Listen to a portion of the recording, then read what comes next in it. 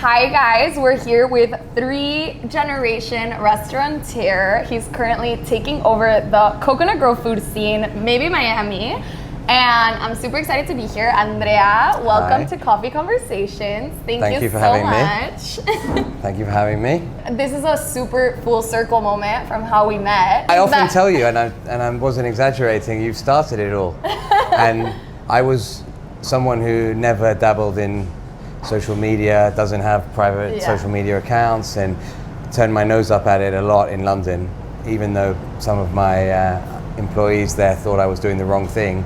And then you, in one video, showed me here in Miami what is possible and how many people are actually paying attention. Yeah. And I remember calling the crew at Bacchus, or they called me, I can't remember which way around it was, and it's like, there's 5,000 people have looked at this. And it was fun. And I'll be honest, I didn't know you were filming me. Yeah, it's because I had a box in my hand. So I was like going to UPS and I just like saw the restaurant, so I'm like, oh, let me record. I've never done like that kind of style video where like I won't tell the other person I'm recording.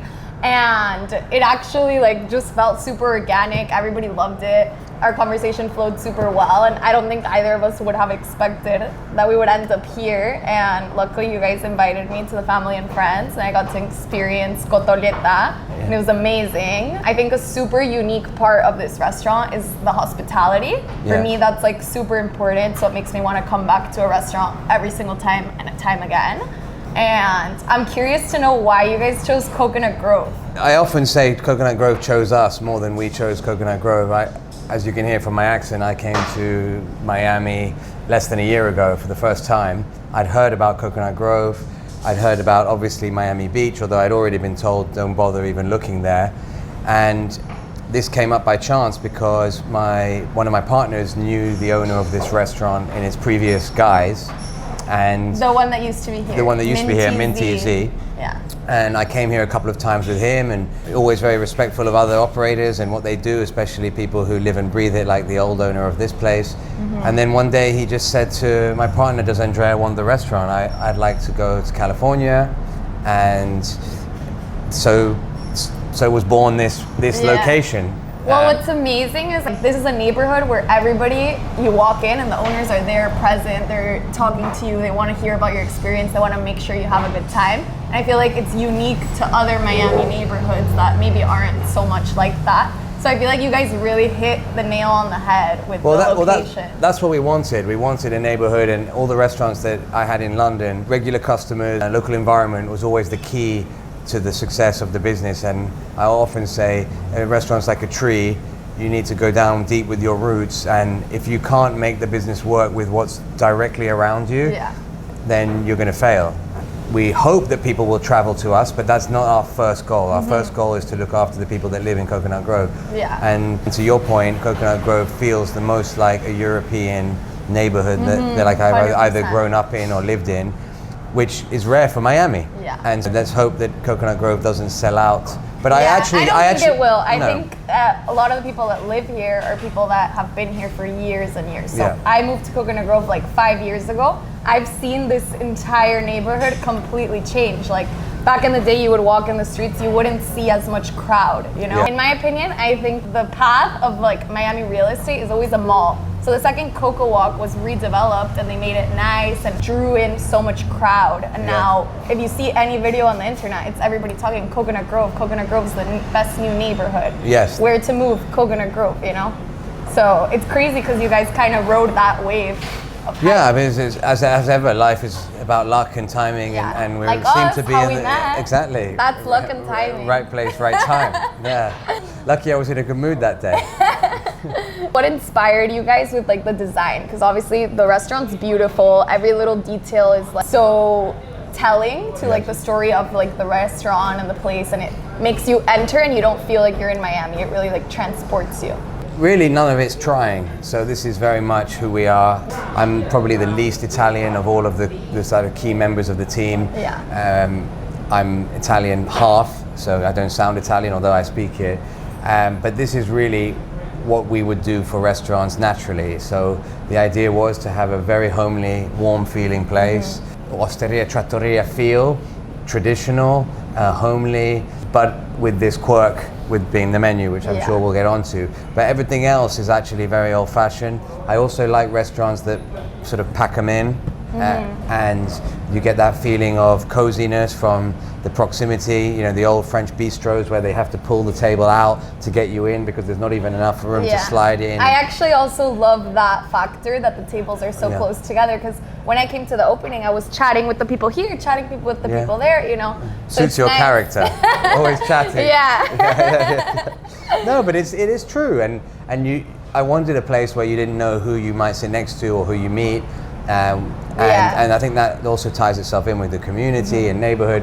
And then we have the artwork. So Mattia and I, Mattia is my partner here and one of my best friends who came from Italy to join me in my adventures here in America, and ultimately wanted to be an owner himself of restaurants.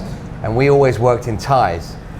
We were from a sort of smarter background of restaurant, if you like. Him more than me, even so. He was in 5-star hotels as a maitre d'.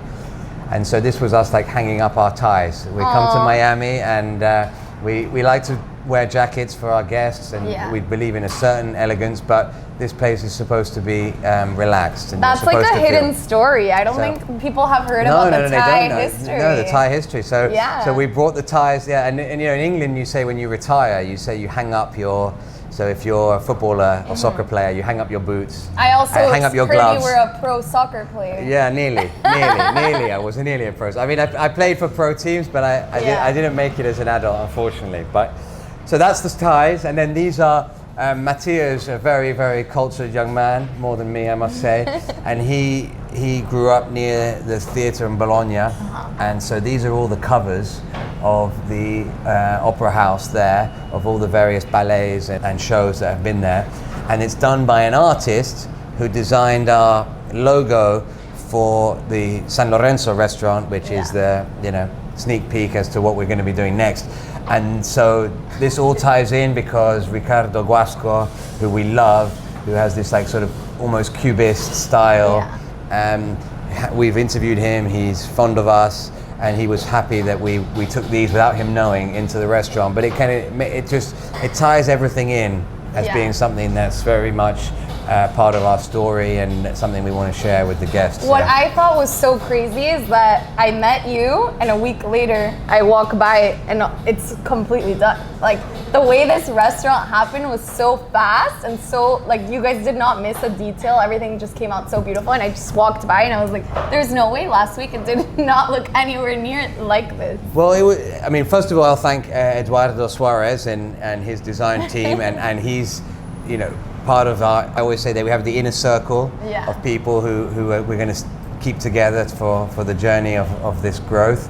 And he is very fast working, but him and I have quickly developed a chemistry where he gets what I'm trying to do, but also puts in his own feel. And what I will say is because it required no thought, this place, it was completely intuitive. That was also part of the speed, you know, and we've recycled a lot that come from other places that we own. We revealed the floor, which was underneath. It was painted over and we just scratched it loose. I'm a big fan of this raspberry. I love it. I had one of my restaurants in London that I had was that color, and I don't know, there's something about the way it makes people feel. It draws the eye. I consider myself a little bit of a salesperson, so I think about the things that will get people's attention and you that know will about make the aesthetic girlies. I know about it. Well, I think I know about this. You have to tell me if I know about it. I can say it. The genius part is that you take a picture and that's all in the back because you have a mirror. So that was like, I walked in here and I saw that mirror and that was my vision. Well, that, for my Instagram story. That's Eduardo. So that's where, you know, I knew what I wanted for the aesthetic, and then you have a real designer that says, okay, these are the touches. Because the truth is that I gave him these things, the artworks, or Mattia and I did, and then kind of knew that they needed to be in order, and there was a geometry to them that was, and then he just put that up with the mirrors. And I came in the next day and I was like, dude, you nailed it. It looks beautiful, and I just loved it. So again, it was like him and I are on the same page, and I was you delighted. guys have completely killed it. So one of the things that's most unique about this restaurant is the fact that there's only one dish on the menu. And I remember prior to you guys opening, I saw an article that came out basically calling it the l'entrecôte of Miami. And as a Miami girl, I do not wait in any lines, but there's one line I will wait in, and it is the line to l'entrecôte in Paris. Yes. So as soon as I saw that comparison, I was like, oh my God, this is gonna be the most amazing thing to ever happen to Miami. It's so unique, there's nothing like this, and I think you guys have completely killed that concept. And like in a good way, killed it. I killed it. Not like we haven't murdered it. No. Okay. No. I sat in 2004 with my dad in Paris before I moved there, and he took me there to help me move into my apartment. And he took me to Entrecôte, which at the time was just these 3 restaurants. It hadn't franchised. It was 3 sisters, and he'd heard about it because he was a restaurateur. And we queued and we went, and I sat there, and I was 19, and I said to my dad, I think we could do this with Milanese. And of course, in those days, I couldn't think of anything without his help or him being involved. And he was like, nah, it won't work. The naysayers of that generation. But, there was 100 reasons why it wouldn't work. But God's honest truth, the idea was born 22 years ago, 21 years ago in Paris that day.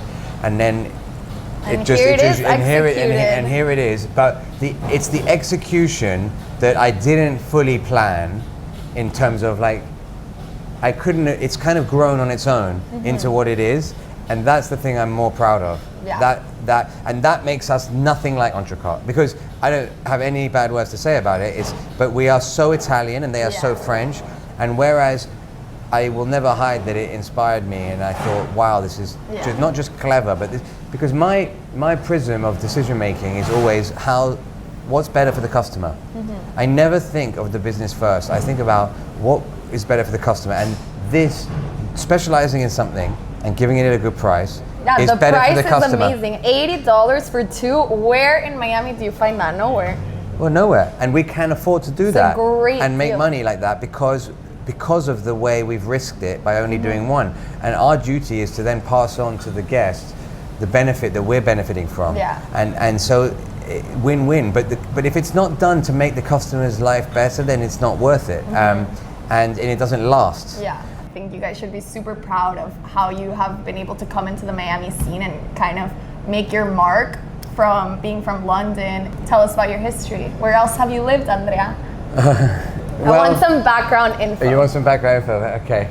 All right, I have to be careful what I reveal. My grandfather, who is my hero and who I never actually met. He did the first Italian chain in London. Yes, he did. I'm a fan of your grandfather. And he was the first person to have this sort of vision of mixing different Italian regions into what then becomes an Italian restaurant. Because of course, you don't have an Italian restaurant in Italy. You just have osteria, trattoria, ristorante, pizzeria. They're all different, and depending on where you are in Italy, their menu will not have any similarity at all. Italy is a young country and is very much split into regions.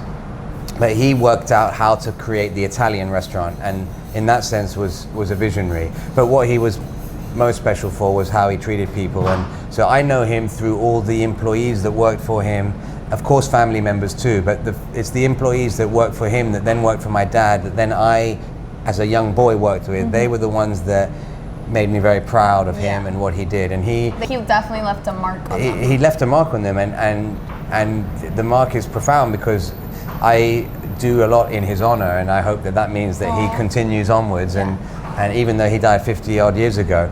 So he built these restaurants with his partner, and that's something that I think I also learned from him. His best friend was his partner, like Ignacio and Mattia, my best friends, and they actually married sisters. So they literally became brothers, exactly. And then he left. He died very young, as I said. He got ill, unfortunately, in his early 50s. The story goes that my dad inherited the business, or half of it, because they were half-half. And then my dad was in restaurants too, but he wanted to do his own thing and be separate from the family business. And so I grew up in my dad's restaurants. My dad had many restaurants through my childhood. What he gave me was a blueprint and love of restaurants. And then I set up my own business with my brother in 2018. 2018, we opened Brasseria, which was this amalgamation of my time in Paris when I lived and worked for the Grand Brasseries in Paris and an Italian restaurant. And it was, was in London. And this was in London, in Marylebone, Notting Hill. And so super cool neighborhoods in London, amazing customers. So you just hit it with the neighborhoods every time. I always hit it with the neighborhoods. And it's a very important factor. It's a very important factor, it is. And it's, again, I think it's where people go wrong. Yeah. And I live and breathe the restaurants, and I know all my customers personally, and that sort of allows things to grow from there, because it creates also a culture. So whereas I always aspire to have more than one restaurant, because I always grew up with a family that had more than one, I've learned how to spread myself more energetically than just like physically, so that people feel you in spite of you not being there. Your passion and like energy can literally be felt across the room. It's crazy. It can. And so we did those restaurants. We did well, my brother and I, and he was a lawyer, and he left a law firm to become my partner and manage the office, and I've always been like the restaurant guy, so that was me. I didn't want to open any more restaurants in London, and I dreamed of America. I didn't want to stay in London, and I didn't think that... Why, the weather? No, I don't want to be compared to this word, because that's not what I think of myself. But there's an old adage where the guru can't do his work in the village he's born, because everyone knows him as the reprobate young man that then can't be ever seen as a wise man.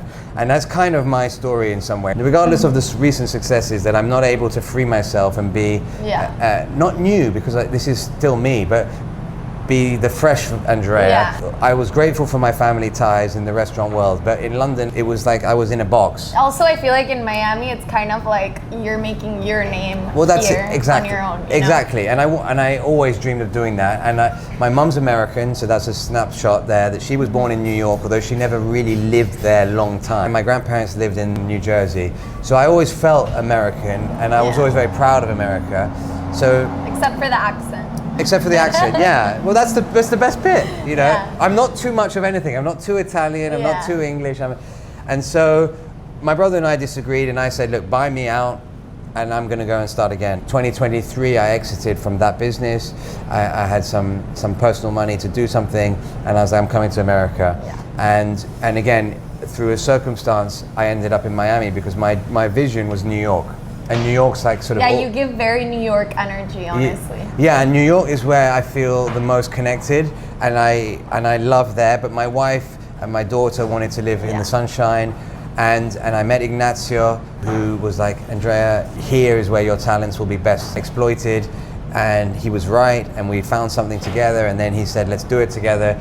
And it all fell into place that Miami was where I ended up. And all I'm really doing is bringing and honing the things that have been working for me in the past into Miami. But I think I'm more streetwise than I ever was, and that's where this coming back to Cotoletta, and not anymore just doing Italian restaurants, but at the same time doing something very traditional. That was like the aha moment, where I was like, okay, I had this idea a long time ago. Now's the time to take a risk, because this was a risk. And it was also perfect timing, because I feel like Miami right now is such a booming city for businesses, and everybody's moving here from all around the world, and tell them, oh, I'm from Miami. No way, oh my God, Miami's amazing. I'm dying to live there. Well, I have Ignacio to thank for that, because he was, although I'd heard it, and I had a few New Yorker friends who had moved in the pandemic, I was always like, but people who move for those sort of reasons are not my style of people, because I'm the sort of person where there's a tragedy or difficult times, I'm the sort of that goes towards it and sees an opportunity. So I was never like going to be one of those. And actually, I was like, Miami, these people that leave New York for Miami, they're going to come back. But Ignacio said it's not just about that. Like there are people here, and it's growing anyway. I personally, as somebody who has grown up in Miami, I think we have so much culture. A lot of people will say that New Yorkers are rude, or like even Miami people that they're fake and like superficial and stuff, but like real, like true Miami people have like the best intentions. Everybody here is like a connector. They love to connect people. So I love Miami, and I'm #1 hype person to tell you, move here, do your business here. Like great things happen here in the most unique ways, and in ways that you would have never thought. Life works out. No, it's been my experience. I've made already some great friends. Is your family like Miami? No, they love it. I was just about to say, I see myself now for the next foreseeable future keeping the family here. My daughter growing up here. We're expecting a baby in 2 months. God, so I'm going to have a Miami born and bred son. Wow, So, that's you know, crazy. it's going to be like you. Hopefully he's not a fuckboy. Yeah. Well, hopefully, let's see. Time will tell. But I although I want to spread my wings and I have ambitions to be all over America, I see myself as being based in Florida. Mm-hmm. I'm happy if my family's safe. It's I do agree with you. It has a good culture. There's a little bit of religion, which I think is healthy, and I like that I like the Latin flavor it has. Yeah. I'm blessed. I speak Spanish from my time in Barcelona, and I think it adds to my daughter's upbringing that this will be a very 100%. cosmopolitan place. Even though we were born in London, which is also very cosmopolitan, but it's different. This is like bi-cultural, multicultural. But here you've got like two strong cultures that then, they filter down. And I think that's nice because they coexist very well. Well, yeah, it's good you speak Spanish because what a lot of people say is like, if you don't speak Spanish here, you can't even take an Uber. Yeah, there are a lot of places where you walk in where it's not. Although I will say Coconut Grove is pretty gringo. Yeah, pretty gringo. It's pretty gringo, but there are neighborhoods, Little River. I live on Key Biscayne. Oh, you know I grew up in Key Biscayne. No, yeah, I didn't know you lived there. Yeah, I live in Key Biscayne. No, wait, that's a beautiful for your Oh my daughter God. and your and your son. They're gonna have my same life, literally. Yeah, there you go. You see, so they're going to be like you. Yeah, they're gonna love it. Wow. No, I'm it's so very happy. idyllic. It's very idyllic. So sometimes I think too much so, but it's nice. It's great. And my wife doesn't speak a jot of Spanish, and there are times you go into the groceries or with a bank, things that you would think quite fundamental, and if you don't speak Spanish, you're gonna have to wait in line for someone who can speak English. But Well, I think that's fun. What's funny is there's Emissary here in Coconut Grove that the owner also lives in Key Biscayne. Oh, really? You guys should be friends. Oh, we should be friends. Yeah. His name's Elias. Well, we have a lot of Key Biscayne customers, and I think Yeah. Coconut Grove is an extension of Key Biscayne for people's social lives. Like my generation, the young parents and things, like if they're going out for dinner, like 9 times out of 10, they just drive across to with or without their children. This seems to be where they go. They don't turn right and go to Brickell. They seem to turn left. Well, yeah, my entire family, we all grew up in Key Biscayne, and then like 5 years ago, we all made the move to Coconut Grove all together, just because it was like, we love it. I see. But my grandma is still in Key Biscayne, and she loves it. Well, hi, Grandma.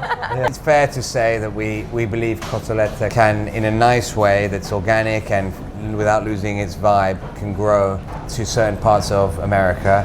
And I make no secret about New York being my dream has always been to have a restaurant there. If you can make it in New York, you can make it anywhere. Well, this is the thing. So I'm a contrarian by nature. So if you tell me I can't do it, you want to do it. It's red rag to a bull, 10 times more. So for the last 5 years in particular, but on some level all my career, it's been a case of like, you can't do it in New York. And there has been a bit of a history of English companies going to New York in our industry and failing. The older generation, of which we had an investor in the other company he was the founder of Yo Sushi, and he was like quite famous in the UK for his restaurant achievements, but he was like an old guy that was like, you can't do it, and it's all because I think Yo Sushi didn't make it there. Yeah. And so there's a story of that, and so my brother, whose fears of not wanting to do it with the UK business and everything, it was all about America, the big bad New York. And for me, who wants to be known as the best in the business, and that's the thing that drives me the most, I can't not compete in New York. And I've grown up competing in London, which is as competitive. And so to make it in London is not much different. In fact, here I feel like it's like an easier field. Yeah. There are less top quality operators. The money is coming and the big corporations are coming, but in London and New York, you still have people like me who are growing up in there and 100%. Mixed in with companies already there. So you have every level of operator and expertise, and Miami is more, it's like a gap like this. And for some reason, the old Italian restaurants, those Italian immigrants, are less here. So you don't have those restaurants as much, whereas New York is littered with it, as we know. Here you have more the things that are Cuban, and you have some Venezuelan. Also here it's ironic because restaurants will open that are not necessarily for the food at all. It's more just like the ambiance and the party, and they don't focus as much on the hospitality and the food. And for me, the trifecta of like what makes me want to go back to a place over and over again, it's good food, good vibes, and good hospitality. Like the hospitality for me is the most important, and I think you guys have done just such an amazing job. Like I'll walk by the street and I see you and I'm like, oh, that's my friend, like I feel like I'm your family. Well, yeah, you are a little bit. I told you, in a circle. But that's the thing I think I'm most proud of, because on the surface, everybody's like, Cotoletta is this, and I really hate the word concept. The team at Bacchus know that, and like I just think because I think of myself more as it's like a philosophy rather than a concept. But for us to have this concept in the eyes of the others, but to be known actually for the ambience or even the design, and not just the food, which I'm super proud of, and I know it's the best Cotoletta in North America. I often tell the guests, like, you're just agreeing with me. I know how good it is. I'm just glad that you see it the same as me. But that's the bit that makes me, the way this has evolved, and like you said, the hospitality. Well, yeah, something I love is that obviously, like, I have come to Cotoletta and I've had an amazing experience. I've met you, Mattia, and I will go and talk to all these people about you guys being like, they're just the sweetest. And like, for me, the best feeling ever is when they will come and they experience it and then they'll text me like, dude, he's the best, love him, nice. you know? And everybody I have ever told to come here has only had good things to say about all of you. Thank you. It's just amazing to see like how you guys have grown and how it's all developed. And like, I saw it literally when it was not even a restaurant, and it's just very cool, and I'm super proud of you. Thank you. No, you said that the other time, and yeah, it's funny, but without sort of glorifying it. But you have been part of it in the strangest, most unconventional way. But it's true. And when I see you, I think the same thing. I'm like, yeah, I mean it when I say you. And you opened my eyes. You made me think, shit, I mustn't have this chip on my shoulder that I've had in the past, whereby, again, that contrarian, because everyone else does it. Can I embrace it without losing myself? And our Instagram is me and my wife, we do it. I'm cheeky by nature, and we put little comments and pictures, but we don't overstress it. And we've grown, for me, more. It's very natural. And the reason why I don't let people manage it is because it will just dilute the me part of it. And the me part of it is completely imperfect, is sometimes very annoying. But it's the personality that means that you can't be copied. It's not formulaic. And we've got 6,000 followers. I'm super pumped by that. I grew up in the restaurant in London where I didn't make any effort, that's true. But we couldn't get over 5,000 followers. And bear in mind, we were doing over 5,000 customers a week. And what I like here is that people engage with the restaurant, but I think it starts from us.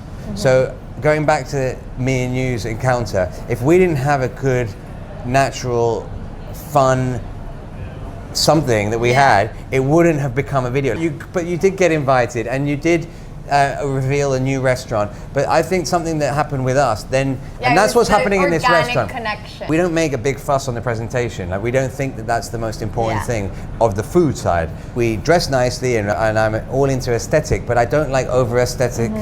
Aestheticizing things, if that's a word, that don't need it. And a Cotoletta isn't the most photogenic thing, but we are the most photographed dish on the kind and everybody comes in and pulls out their camera. And what about the lights? Do you see the lights? Yeah, you see the lights, you see it. But I kind of chuff it. And actually, I've started telling the boys and girls, I'm like, just put the lemon in the right place, the little things, lemon in the right place, make sure the rosemary is the right size, because everybody's taking a picture. And every dish has to come out like it's going online.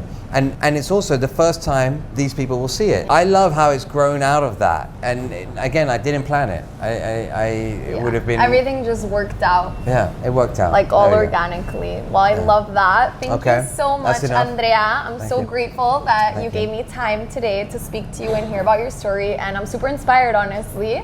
And you're the best. Thank you. Come eat at Cotoletta, guys. It's amazing, Thank truly. you. And he's amazing. Thanks, guys. Thank you. Thank you. Was it good?